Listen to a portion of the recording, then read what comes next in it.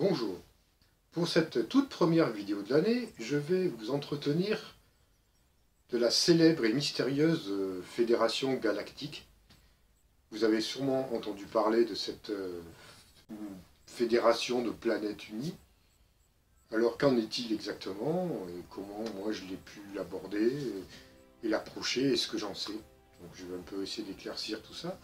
Donc en fait c'est très simple, hein, et on peut dire que déjà notre système solaire, si on reste dans notre système solaire, toutes les planètes du système solaire sont unies au sein des planètes de l'Alliance, pour faire simple, et elles œuvrent pour la bonne entente entre les différentes planètes, les différents systèmes solaires, les différentes galaxies. Donc après ça monte en échelon. Il y a la Confédération intergalactique qui est plus haute que les planètes de l'Alliance, on va dire. Il y a différents échelons, et puis il y a plusieurs confédérations, effectivement, intergalactiques, puisqu'il y a beaucoup de galaxies. Effectivement, il y a une infinité de galaxies dans l'univers, mais on ne va pas se perdre dans cet gigantisme qui est notre propre univers. Hein. Donc on va rester simple, on va simplement parler déjà des planètes de l'Alliance, ce que j'en sais.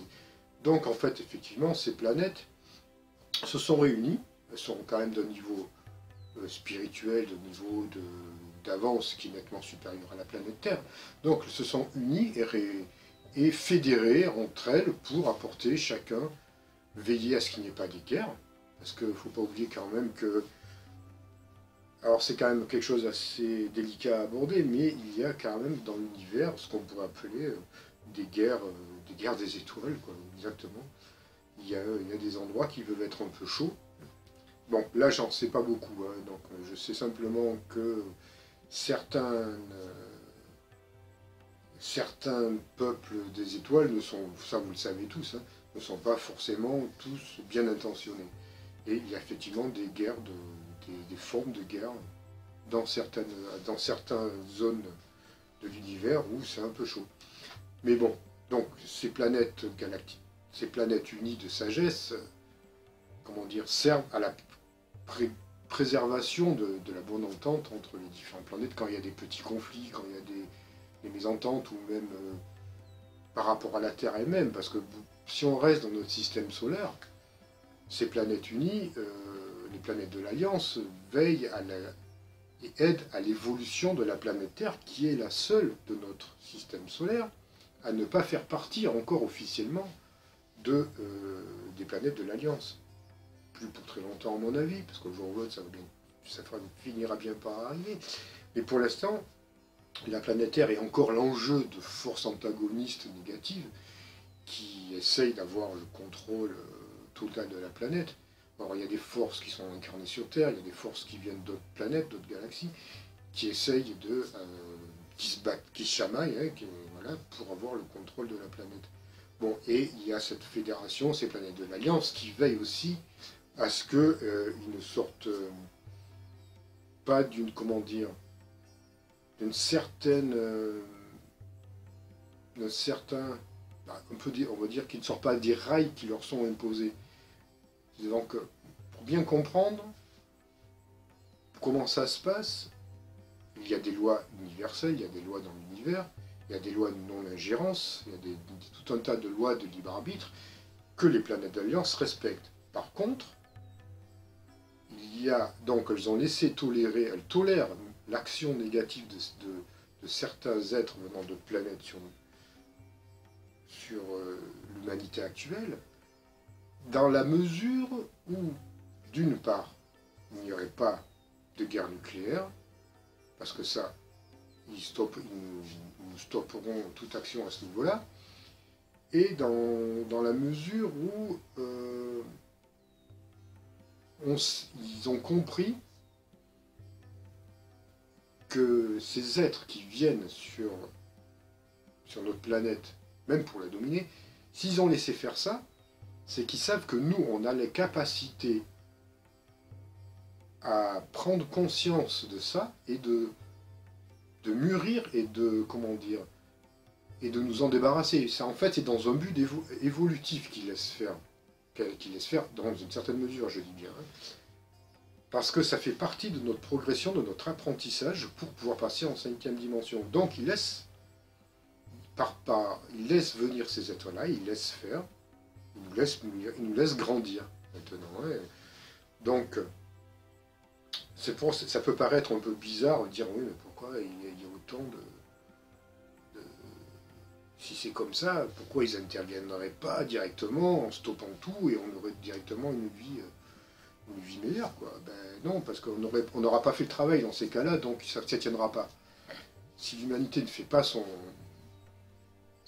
sa propre évolution, n'a pas son propre apprentissage, ça nous mènera, ça ne tiendra pas. Donc ça fait partie d'un plan cosmique qui est élaboré à un très haut niveau. Là, je vous en parle simplement, mais c'est beaucoup plus complexe, on va dire, complexe si on veut, à comprendre, à appréhender que par des simples mots. Parce que c'est un plan global d'évolution qui date déjà, qui est prédestiné depuis des millénaires. Tout ça, ça a été prévu déjà depuis des lustres et des milliers d'années. Donc ça fait partie d'un plan global. Donc ces êtres de l'Alliance veillent à ce que tout se passe plus ou moins, enfin, ça se passe bien, jusqu'à une certaine limite. Par exemple, si on reprend l'échéance de ma précédente vidéo sur l'Atlantide, l'échéance qu'avait eu l'Atlantide à un moment donné, ils n'ont pas intervenu. Les aides des étoiles ont coupé les ponts avec l'Atlantide à un moment donné et ils l'ont laissé s'autodétruire. Parce qu'il y avait encore d'autres cycles à passer, donc c'était pas le cycle terminal final. Et puis ça faisait partie de l'évolution, donc ils ont laissé faire. Par contre, on a passé notre cycle de 2012, bon, il s'est passé ce qui s'est passé, ça continue toujours, hein, c'était qu'un petit cap. Hein. Et maintenant, ce qu'on sait, c'est que les planètes de l'Alliance, notre système solaire, pour rester simple, hein, on va dire il y en a d'autres, hein, parce qu'il y a beaucoup d'autres planètes, hein, hors système solaire, qui font partie de toutes ces planètes unies. Donc maintenant, ils nous laissent un peu marcher seuls, c'est-à-dire qu'ils ne nous tiennent plus la main, ils ont lâché la main. Ils ont lâché la main de l'humanité, ils ont toujours un œil dessus, comme je vous dis, sur tout ce qui concerne des catastrophes, des attaques, des guerres nucléaires, des choses comme ça, par contre, ils ne sauront pas faire. Et par contre, ils nous laissent marcher seuls. C'est à nous maintenant, à l'humanité, d'aller de l'avant toute seule, sans les béquilles ou sans l'aide des planètes unies, des planètes de l'Alliance. Donc, c'est sûr, c'est un peu tangent, hein, peut-être, mais l'air de rien, c'est un meilleur moyen pour nous d'enfin pouvoir passer tous ces caps, toute cette évolution, enfin une bonne fois pour toutes, et qu'on puisse atteindre cette maturité pour pouvoir passer en 5e dimension. Hein. De toute façon, on ne peut pas. Hein. Imaginez par exemple, vous devez passer le bac, et puis les professeurs, les profs qui vous suivent, vous donnent toutes les réponses à chaque fois. Quoi. Donc, ça voudrait dire quoi? Vous aurez peut-être votre bac, mais c'est pas vous qui aurez fait le travail, donc ça mène à rien. Ça n'aura aucune valeur. Donc, on peut les voir comme des professeurs, ou des guides, ou des jardiniers, comme vous voulez, ces êtres-là. Mais actuellement, c'est ce qui se passe. Par contre, ils sont quand même très très vigilants sur plein de choses. Ils nous surveillent. C'est pas dire qu'ils nous ont lâchés et qu'ils ne s'occupent plus de nous. Hein. Pas du tout. Il y a des grandes réunions qui se passent avec tous les responsables des autres planètes et le responsable aussi de la planète Terre. Il y a une espèce de on va dire pas de président mondial, mais de représentant de la planète Terre, sur un plan subtil évidemment, hein, qui participent à des réunions sur l'avancée, sur ce que les extraterrestres peuvent encore nous apporter, parce qu'ils vont quand même nous apporter encore des choses. Il y a des êtres qui se sont incarnés sur Terre, qui vont jouer des rôles très importants dans l'avenir, même sur des plans politiques, qui sont venus pour changer les choses. Il y en a beaucoup d'extraterrestres, j'en ai déjà parlé dans d'autres vidéos, qui sont incarnés sur Terre et qui sont un peu dispatchés dans toutes les grandes institutions mondiales, hein, pour justement commencer un peu à apporter des nouvelles énergies, des nouvelles idées, des nouveautés, au moins dans l'esprit des hommes et de l'humanité future. Donc il y a une incarnation à ce niveau-là. Il y a aussi, bon je vous l'avais déjà parlé, beaucoup de pratiques qui font quand même pour essayer d'alléger, pas notre karma, parce que notre karma, c'est à nous de le vivre, hein, mais du moins de faire en sorte que notre conscience soit moins étriquée que ce qu'elle est actuellement, parce qu'il y a quand même des êtres négatifs qui veillent à ce que notre conscience reste vraiment à l'état léthargique. Hein. Donc effectivement, il y a eu des manipulations génétiques, on a perdu les brins d'ADN, que nous sommes en train de retrouver, parce que les personnes, il y a beaucoup d'êtres, de jeunes enfants qui s'incarnent actuellement, avec des brins d'ADN supplémentaires, on va dire, quoi, qui ont quand même des capacités incroyables, de par le fait déjà qu'ils viennent d'autres planètes, et par dans le fait aussi que l'humanité évolue. Donc ça fait partie d'un tout. Et les enfants qui naissent maintenant ont quand même évolué, hein. Il y a une évolution qui se fait, donc ils naissent avec des capacités qui sont supérieures, par exemple, aux êtres qui s'incarnaient il y a 30 ou 40 ans. On parle beaucoup d'enfants indigo, d'enfants de cristal. Bon, moi, je n'aime pas mettre des noms là-dessus, puis j'aime bien les laisser tranquilles, ces êtres-là. Mais c'est vrai que c'est très indicatif. Les semences d'étoiles, les star seeds, bon, c'est tous des noms un peu... Bon, voilà, ça existe, il faut bien nommer les choses. Donc il y a tous ces êtres-là qui s'incarnent. Après, voilà, il faut aussi rester modeste quant à ça, c'est-à-dire... ces êtres-là existent, il ne faut pas les chercher non plus. Et pas essayer de... Enfin, c'est pas la peine de se mettre un masque supplémentaire. Il y a des personnes qui vont tout de suite croire que ah, mais moi je me retrouve dans ça, je suis un starseed. De toute façon, un starseed, un indigo, un être de cristal, peu importe, il ne le dira pas. Jamais il dira je suis tel truc, je suis un indigo, je suis... Bon, il restera discret. Il ne dira pas ça. Il ne dira pas. Donc ça peut... Voilà. Après, c'est beaucoup d'ego spirituel qui vient se mettre dedans chez certaines personnes. Malheureusement, bon, ça fait partie de l'évolution aussi, hein, toutes ces choses-là. Donc, pour en revenir à la Fédération Galactique, donc j'ai vu, ça se passe, moi j'ai pu assister plus ou moins à certaines réunions dans des vaisseaux, d'énormes vaisseaux mers. Bon, j'assiste pas à tout, puis il m'occupe la moitié de la mémoire. Donc, je pourrais pas vous en dire plus, mais je sais que c'est en rapport avec l'avancée de l'humanité sur Terre. Donc, il travaille encore, effectivement, beaucoup à ce que l'avancée se passe bien. Mais, voilà, il y a une subtilité entre tout faire et veiller, vous voyez, c'est très, c'est pas dans l'à peu près, c'est fait vraiment avec précision, toutes ces choses-là. Qu'est-ce qu'on peut dire d'autre? Alors, c'est sûr, il y a la représentation un peu New Age, qui est c'est un peu du folklore pour beaucoup de choses, hein. Il y a beaucoup de tout et n'importe quoi dans...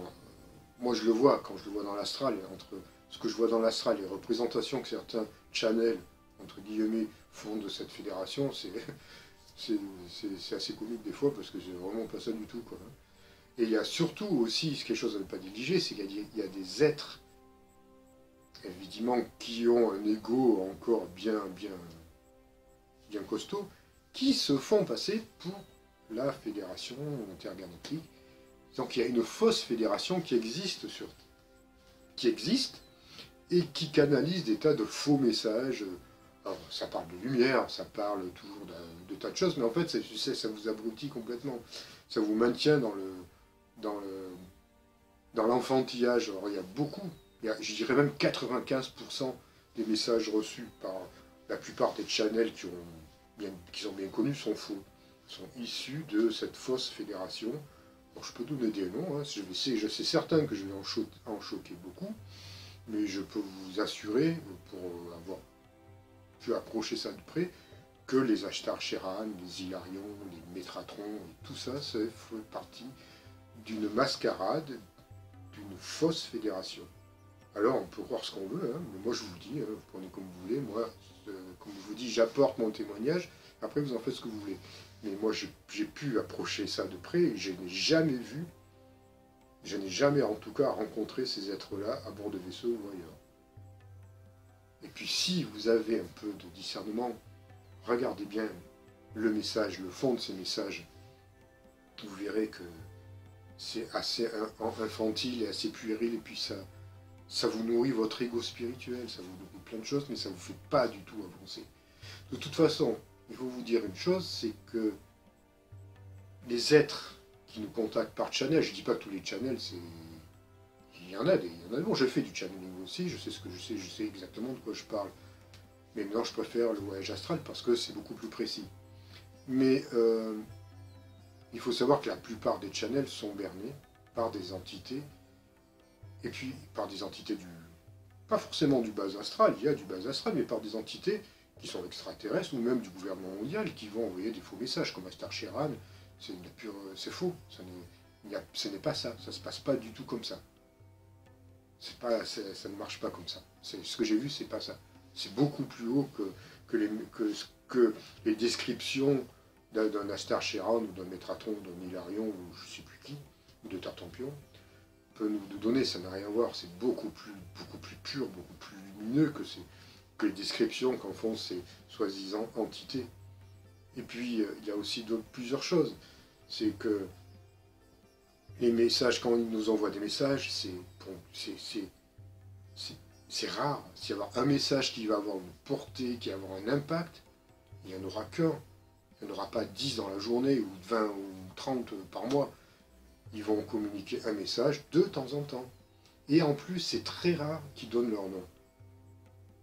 Vous voyez? C'est très rare. Moi, je ne demande même pas le nom. Quand je les rencontre, c'est rare que j'ai eu des noms, mais pas beaucoup. La plupart du temps, je ne le demande même pas, mais c'est très rare qu'ils donnent des noms.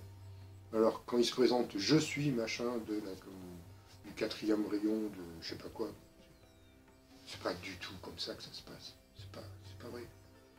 Donc, méfiance, discernement, tout ça, j'ai déjà dit dans d'autres vidéos, mais ça fait partie de cette fausse fédération, cette fausse planète de l'Alliance, qui existe, qui est là, et qui a quand même un impact très puissant, surtout dans le mouvement New Age. Donc là-dedans, il y a un grand coup de balai à faire, hein, il va falloir vraiment nettoyer ça, et je pense que même les channels, quels qu'ils soient, même s'ils m'écoutent, qu'ils n'hésitent pas à se remettre en question au niveau de la qualité des communications qu'ils reçoivent. C'est pas grave, hein, moi j'ai vécu la même chose. Hein. J'ai communiqué avec Astar Sheran, jusqu'à ce que je me rende compte que c'était complètement bidon, qu'il me racontait n'importe quoi. Voilà. Donc, il ne faut pas avoir peur de se remettre en question. Bien sûr, ça peut toucher votre ego, ça touche même sûrement votre ego, mais ça fait partie, un peu, il faut être honnête, il faut maintenant clarifier les choses. C'est fini, on va dire, un peu le tout et n'importe quoi. Donc, voilà, c'est ce que j'avais à vous dire à peu près sur l'action des planètes de l'Alliance. J'aime bien la nommer comme ça aussi. Et puis, imaginez-les, quand vous les imaginez, si vous devez les imaginer, imaginez assez simple, le plus simple possible. Les messages les plus authentiques sont d'une simplicité presque infantile, pas infantile parce que ça voudrait dire un peu naïve, mais c'est très simple, ça se comprend, ça doit vous parler au niveau du 4e chakra, ça doit y avoir un ressenti. Alors là aussi il faut faire attention au ressenti, parce des fois on a ressenti et ressenti. Hein. Il y a des ressentis qu'on croit qui passent par le 4e chakra, mais en fait ça passe plus par un côté purement émotionnel qui est aussi lié au mental inférieur.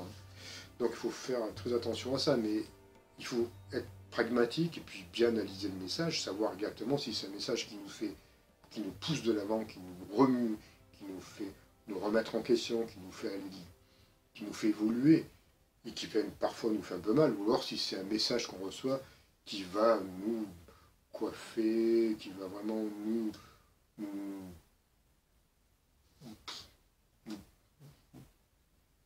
brosser dans le sens du poil, on va dire, vous voyez, qui va gonfler notre ego. Donc, et ça, c'est 90 ou 95% des messages reçus à ce niveau-là. Ça va dans ce sens-là, malheureusement. Regardez bien, ça commence toujours par la même manière. Alors c'est beau, c'est sûr, ça parle de lumière, ça parle d'amour, de sagesse, mais c'est pas comme ça. Ils sont doués, hein, faut pas croire. Les êtres voilà, de l'ombre sont très doués pour se faire passer pour ceux qui ne sont pas. Et ils ont parfaitement compris, ils connaissent l'action des planètes de l'Alliance à la Fédération Galactique. Vous ne croyez pas qu'ils vont rester sans bouger, en laissant faire les choses, parce que ces planètes-là vont à l'encontre directe de leur plan de domination de la planète Terre, hein, qui est quand même un enjeu qui touche notre galaxie. Hein. C'est un chakra de notre galaxie, la Terre, hein, un chakra très important. Il ne faut pas l'oublier, ça. Donc, voilà, quoi. Il y a un enjeu à ce niveau-là. Donc, ils ne se gênent pas pour trouver, copier, se faire passer pour ceux qui ne sont pas. Voilà, c'était mon message que je voulais de début d'année. Il y aura d'autres vidéos qui vont suivre, plus sur le voyage astral aussi, et puis sur mes futures formations. Voilà, donc j'espère que ça vous a plu. Si vous avez aimé, ben, écoutez, vous pouvez mettre un petit like, un petit pouce en l'air. Vous pouvez vous abonner aussi. Et puis voilà, donc je vous retrouve très bientôt pour une nouvelle vidéo. À bientôt.